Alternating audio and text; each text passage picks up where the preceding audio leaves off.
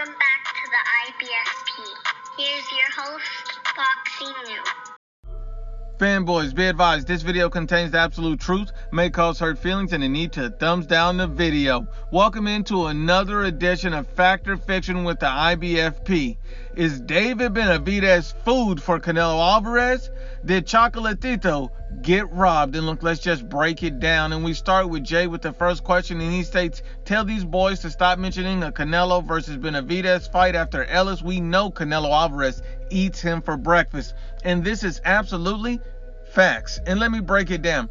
David Benavidez is a talented and a very dangerous fighter. He clearly beat Ellis, and he's young, he's still growing and getting better. He has the size and talent to beat or compete with most, if not all, of the 168-pound division.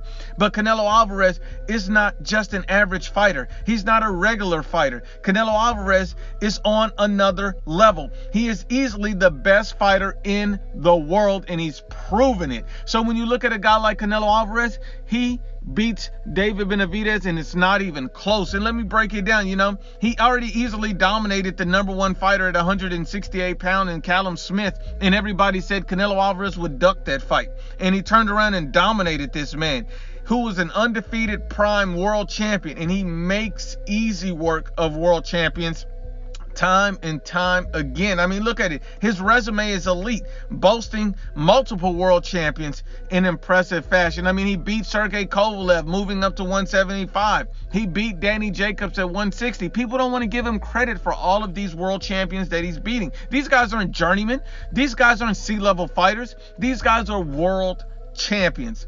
And then when you turn around and look at David Benavidez in his most recent fight, this is a David Benavidez who took punishment for multiple rounds from a C-level fighter at spots. His defense was very leaky the entire fight. Canelo would easily maneuver around him. David Benavidez's shot selection is also very slow and predictable, which could lead to countless counters. David Benavidez doesn't effectively use his height and reach to separate himself defensively or offensively, and that would be a major problem against a guy like Canelo Alvarez.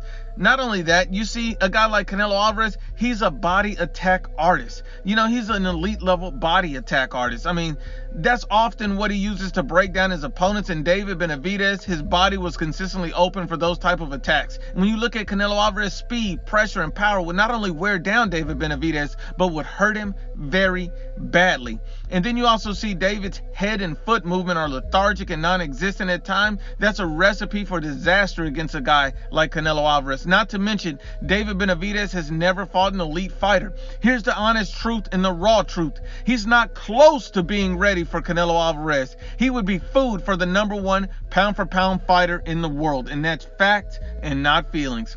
But let's keep it going. The next one comes from Jiho Park, and he states, how did you score Chocolatito versus Estrada II? And do you think calling the outcome of that fight a robbery is unwarranted or not? So this is an interesting topic, and look, let me break down the absolute truth. When I saw that fight, I have to be honest on how I scored it. I scored it in a draw. The fight, could have went either way. Either guy could have won this fight. And, and by that basis, I don't see it as a robbery based on the fact that I thought the fight was a draw. I thought you could have gave the fight to Chocolatito. I thought you could have gave the fight to Estrada. I could have gave the fight to either guy.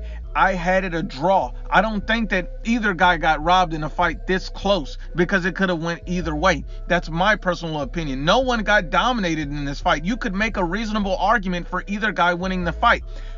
The problem lies in the garbage truck juice of a judge who gave the outcome to Estrada by such a huge margin, tainting the fight, spurring on this outcry.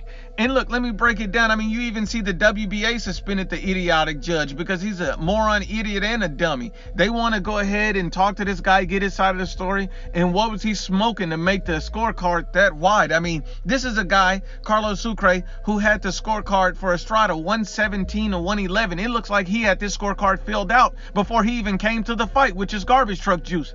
I mean, no one would have been mad if you would have gave the fight to Estrada for one round. No one would have been mad if you would have gave it to Gonzalez for one round.